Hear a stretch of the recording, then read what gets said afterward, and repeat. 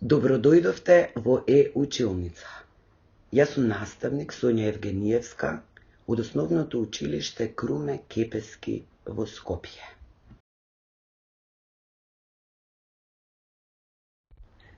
Денес сме на часот по природни науки, четврто оделение, на наставната содржина прекин во струјното коло.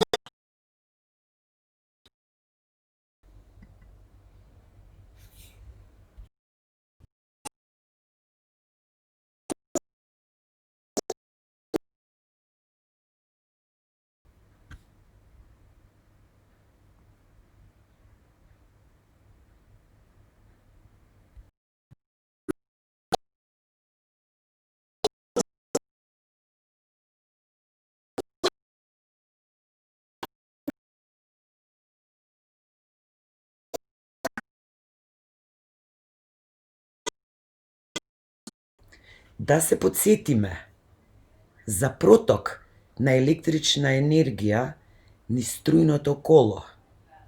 Потребен е најнапред извор на електрична енергија, во нашиот случај батеријата, проводниците кои што ќе ја спроведат електричната енергија до потрошувачот, светилката и секако прекинувачот.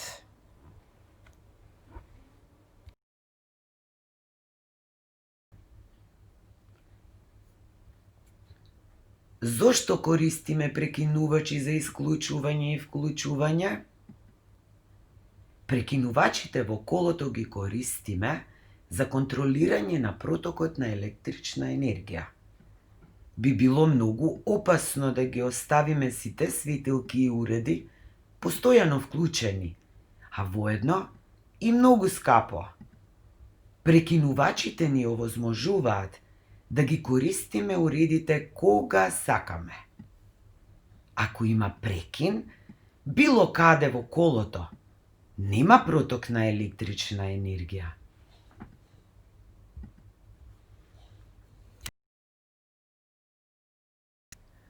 Да запомниме, електричната енергија создадена во батериите тече.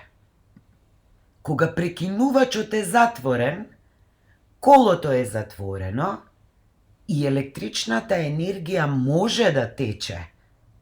Затворено струјно коло. Кога прекинувачот е отворен пак, колото е прекинато и електричната енергија не може да тече. Отворено струјно коло.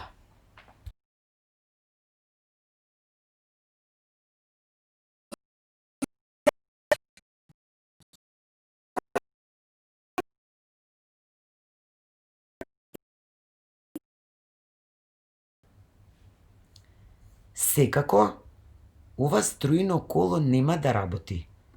Не достига изворот на електричната енергија, батеријата.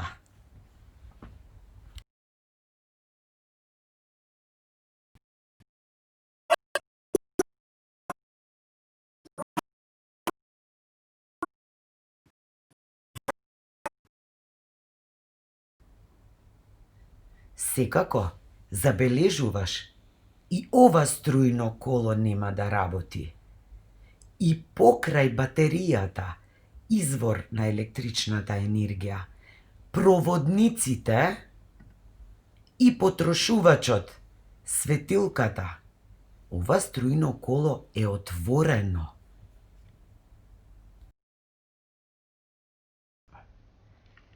Секако знаеш да одговориш.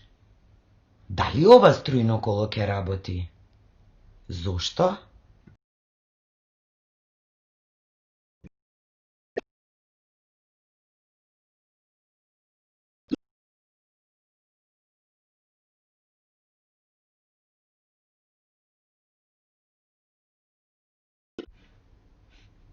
Прекинувачите за осветлување, кои ги употребуваме во нашите домови, функционираат така што кога се отворени, светилките во домот светат. Воспротивно, кога се затворени се гаснат и светилките.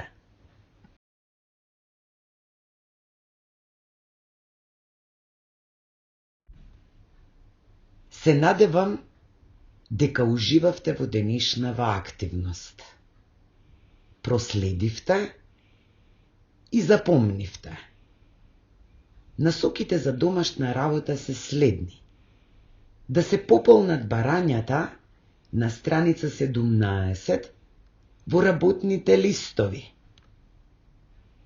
Секако, на следниот понуден линк употребете својата креативност. Создавајте нови струјни кола. Ви посакувам пријатна и успешна работа.